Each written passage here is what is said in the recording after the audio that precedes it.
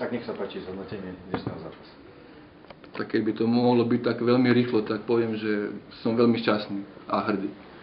Tak ako som bol veľmi smutný, sklamaný a hanblivý kvôli tomu, čo bolo predchádzajúce kolo v Ružomberku, tak som teraz hrdý, že babi dokázali ono najviac, čo sme rozprávali po tom zápase, že nič iné sa nestalo, ale len tá psychika bola problém v zápase s Ružomberkom.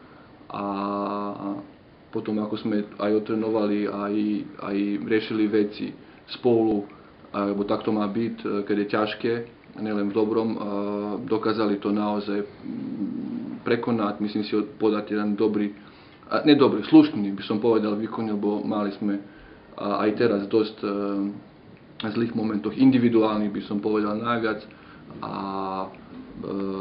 zase opakujem, som veľmi rád, že sme dokázali skôr to psychicky prekonať a dať sa dokopy.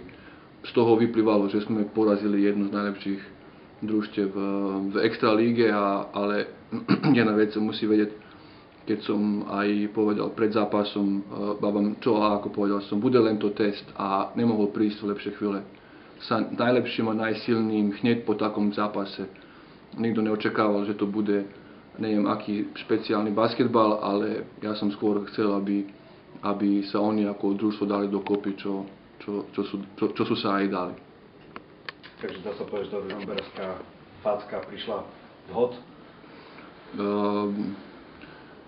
Keby mala prísť, tak áno, možno prišla, aj keď možno my viac vieme, že o čo nám išlo a čo sme chceli vlastne urobiť v tom Ružomberku, takže áno, z tohto pohľadu ona prišla v správnom čase, ale musíme byť úplne otvorení a povedať, že nikto od nás v extralíge nerátal aj na stavbe, že bude poraziť dobré anjele a bude môcť pripísať si to víťazstvo na konto. Takže o to viac si ceníme to víťazstvo, že ho máme a o tom viac nám to víťazstvo môže pomôcť, aby sme sa znova dostali tam, kde chceme. Takže bez nejakej veľkej eufórie sa veľkým šťastím v srdci, hej, a musíme to už od zajtra znova opakovať, čo sme robili, aby sme len potvrdili to, čo chceme a tú formu, ktorú chceme pred play-off.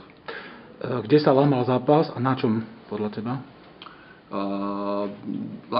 Zápas sa zlámal v poslednej štvrtine jednoznačne. Myslím si, že najskôr sme v obrane trochu vstúpili tú agresivitu a nedovolili sme až tak ľahko strelať hráčkam a dobrých anielov, s tým, že myslím si, že aj ich strelba sa trošku zhoršila, takže všetko dokopy, keď sa dá, myslím si, že to bol jeden z dôvodov, kde sme, myslím si, v obrane. A čo sa týka útoka, jednoznačne vstúpila, by som povedala, na scénu Andrea Horavcová, ktorá nás zdvihla hore úplne a teraz myslím si, že dokázala každému, že aký je to hráč. Každý, ktorý možno nemal alebo myslel, že není to nejaký kvalitný hráč, myslím si, že mu teraz dokázala práve v tom zápase, ako ona má kvalitu pre nás. Chýbala nám Natáša Brekett, ktorá proste nebola v svojej kože, myslím si, najskôr v prvom poločase, v druhom poločase trošku obrana, trošku útok.